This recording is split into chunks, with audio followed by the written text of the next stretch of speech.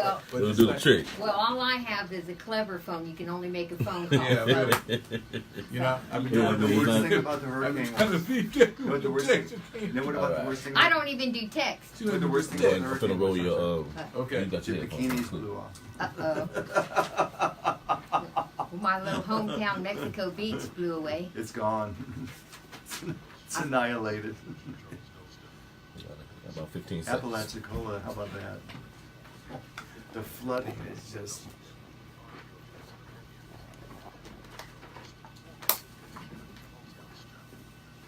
Good afternoon. I'd like to welcome everybody to Politically Speaking. Today we have Ms. Debbie Martinez as our guest, and we have Mr. Jim Cornish, retired attorney. You know, he knows more law than a lot of people. He's forgotten more law than a lot of people even know. More than the law allows. Right. But this is going to be a very interesting show today. We're going to be talking about the amendments, but first, number one topic is I'd like to just speak on this for 2 minutes, and that is, will you leave my signs alone? Wow. Please. That is my property. I paid for it, and you know I don't go out and take anybody's signs when I see them posted up. It's a criminal. But That's a criminal violation. It's a criminal violation, Absolutely. and I just want people to know, whoever's taking my signs, you will go to jail. Now, I promise you this. I have already filed a complaint, Wow. and if they see you taking any of the Charles Goston for Senate signs or any of the vote yes to the GRU amendment signs, you will take a ride on 39. To be exact, 33. You know. Well, And so what I want to do today, I want to introduce Debbie Martinez. She's my first guest. Debbie's going to talk about the inception of the biomass plant, and she's going to explain, her and Jim Cornish, how we got to this point and why so many people are so animated because of it, and what they're trying to get you to be tricked into to vote for. wow. Good afternoon, Debbie. How you doing? Oh, thank you so much for having me on the show. I always enjoy being here. It's such a privilege. Well, let's get started about how we got to being stuck paying the highest utility bills in the state. GRU has grossly mismanaged our utility ever since 2009, and it started with former Mayor Pegeen Hanrahan. It appeared to me that she wanted to save the world from global warming on the backs of lower income people. She felt even though we didn't need more power until 2023 at the earliest, or 2030, that we needed to go ahead and build this huge monster of a generating plant, so-called biomass plant. And instead of us designing it, we didn't need it to begin with. She had this company come from Boston and design it and build it on our city property and have us. She encouraged the whole city commission, all 7 members of our commission, to approve the worst utility contract in the country, obligating GRU customers to pay more than twice the market rate for electricity for 30 years. And now here we are, stuck paying the highest utility bills in the state, while she and her friends are getting subsidized solar on the backs of lower income people. So now we finally have a chance to vote to lower our GRU bills. And GRU is using our money to tell people to vote no on an opportunity to have a GRU authority to bring in local members to serve on the board, experts to help lower our GRU bill. Don't be fooled. Vote yes, even though they were sneaky and changed the title.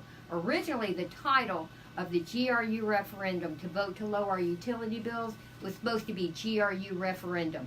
Now they've changed the title to municipal referenda.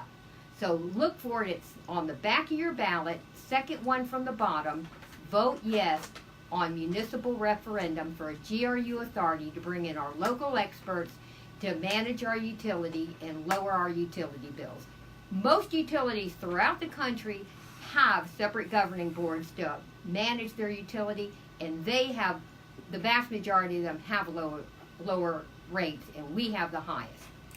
Well, let me ask this question, Ms. Martinez.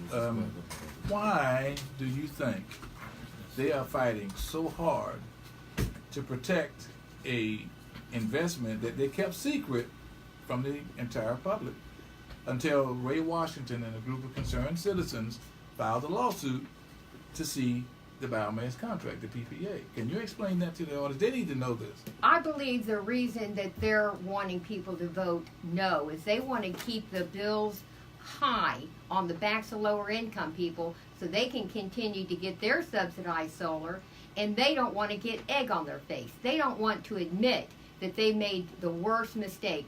Instead of apologizing and working to fix it and working to help lower the rates, they want the rates to keep going up. GRU wants to be able to take the extra money and give his top executives huge pay raises on the back of lower income people.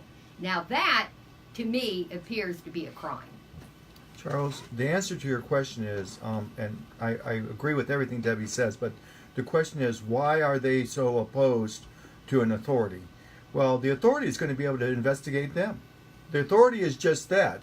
It's an authority. And when you see their signs, no authority, it reminds me of a group of kids that's made a big mess, and they don't want anyone to tell them to clean it up. You know, it's like saying, I don't need no education. Well, if you're speaking like that, you probably do. So it's that sort of thing. The authority could decide, well, we're in really bad shape here. How did we get here? And the authority itself could start raising the questions that were never really asked by the city commission. Peggy Hanrahan never answered a single question at all. And that could change. So, control is important for them because I believe they have a lot of different kinds of liability floating around out there, and I think they're all worried about it for very good reason. Sounds like they got lots of explaining to do. Well, they may have to if the authority sort of gets away from them, because the authority can do whatever it wants if and when it's appointed. I remember Dr. Michael Bowie, the former president of the NAACP in 2011, went before the city commission and told Peggy Hanrahan, please reconsider this unnecessary and costly biomass project because you know it's going to hurt lower income people the most because disproportionately lower income people pay a larger percentage of their income towards their utility than larger income people. And he was ignored along with others. From the moment it was signed, they began overcharging us for fuel, reaching a grand total of $32 million by the time the plant came on board. On the day the plant was purchased, that $32 million surplus was spent down to negative $6.9 million. It was just a way to hide the magnitude of the disaster they knew they were creating.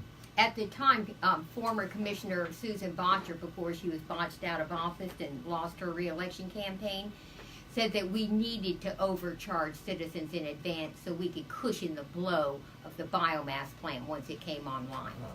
Well, you know what bothers me, Jim, is this, and I want this to be crystallized to a degree where, the listeners understand this. We're not getting a dime for trying to help people. What we're doing is doing what the city commission takes an oath to do, and that is to protect the citizens that elected you. And this is why I tell people this all the time. If you connect the dots, there are 7 people on the city commission who are all members of one organization. There's 5 on the county commission who are members of the same organization, and they do absolutely nothing. And I mean, this is about as egregious as Hayes Santos wanting to spend $2.5 million on an ice skating rink. When there's so many things that's needed throughout the city, especially on the east side, where that $2.5 million could be used in a very positive way. But see, this is a part of the slush fund that they, have at their access. And they have Mr. Belowski over a barrel where he's bought into Susan Botcher's madness. He's bought into Evelyn Fox going around to all of the black churches that will allow her to come to it, and to a lot of people. See, let me say this. If what they were doing was right, I would be behind them, Jim. You would be behind them. Sure. Debbie would be behind them, and everybody else. But why are they fighting so hard to do this? And I know they want to protect Peggy, and Peggy is one of the most, I think, vengeful people that I've ever seen in my life. because she's one of the main reasons that we had Bob Woods, who was accosted by her when she was the mayor. And so I'm just saying, people don't understand these people and their nasty personalities, but I've been a victim of it. And like I said, I would love to go ahead one day and read the letter that Evelyn Fox sent to Allison Tant in 2013, attacking me and Debbie and Bob, about supporting Ed Braddock. When in a nonpartisan race,